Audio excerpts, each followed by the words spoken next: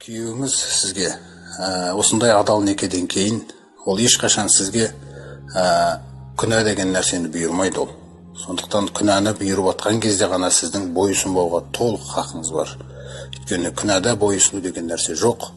Өйткені жаңа айттық қой, әйелдің күйеуіне бойұсынуы ол Аллаға бойұсынудың тармағы ретінде бұйырылған нәрсе. Егер де күйеуі күнәға бұйырып атқан болса, әйел ол жерде бойұсынбайды. Сөйтіп күйеуінің рұқсаты деген нәрсе бұл ердің екінші жаңағы ақысы өте маңызды. Рұқсат деген нәрсе өз негізі рұқсат бар жерде, рұқсатпен істеу деген жерде тәртіп деген нәрсе сақталады. Адамның мінезі әдептен аттап кетпейтін болады. Рұқсат дегенде әдеп көзделеді. Мысалы әдептілік болды. Жаңағыдай бір жаққа шығайын деп атсаңыз, күйеуіңізге звондайсыз, сосын айтасыз: мырзам, жаңағы дүкенге шығып келсем бола ма? Бір затты алып келу керек деген нәрселер. Әр нәрседе, кішкентай нәрсенің өзінде болсын, үлкен нәрсенің өзінде болсын, оған ешқашан немқұрайды қарамай, рұқсат сұрап тұрсаңыз, сіз жаңағы сүйіспеншілік, махаббат, рахымдылық деген қасиеттер арта береді.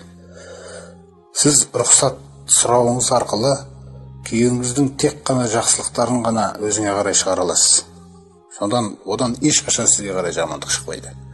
Ал енді жаңағыдай өз бетіңізше істеп кете беретін болсаңыз, онда күйеуіңіз ренжиді. Сондықтан ешбір адам жоқ бойында жамандығы жоқ. Әрбір адамның бойында жақсылық та бар, жамандық та бар. Бірақ ең жақсымыз сол жамандықты шығармауымыз. Сол жамандықты шығартпау, ол осы өзара екеуіне де тән бір құқық, міндет деп атасақ болады. Адамның бойындағы ері әйелінің ішіндегі жамандықты шығармауға тырысу керек өзіне қарай. Жаңағы әйелі күйеуінің бойындағы жамандықты өзіне қарай шығарып алмау керек. Міне сол үшін осы құқықтар қойылған.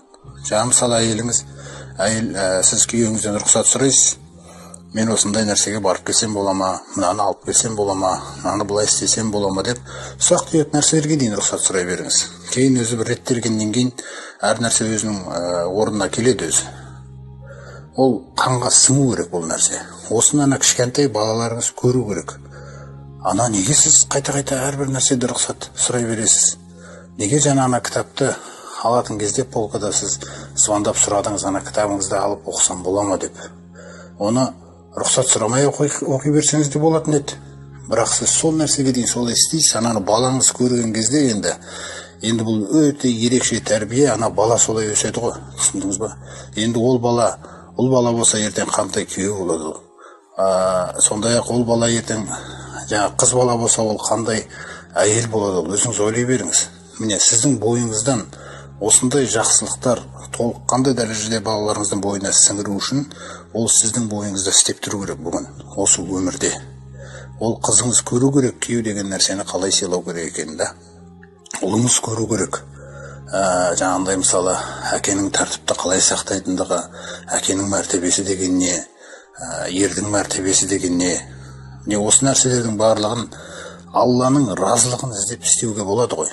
Бірақ біз Алланың разылығы деген тақырыптан шығып кетемізде, күйеуіміздің бір жамандығын еске алып, немесе күйеу әйелінің бір жамандығын еске алып, жаңағыдай бір өкпелеп, ренжісіп, осындай қызықты өмірді өзіміз бүлдіреміз. Сондықтан сіздің еркіңізде түгел нәрсе бойыңыздағы жамандықты шығару, шығармау деген нәрселер.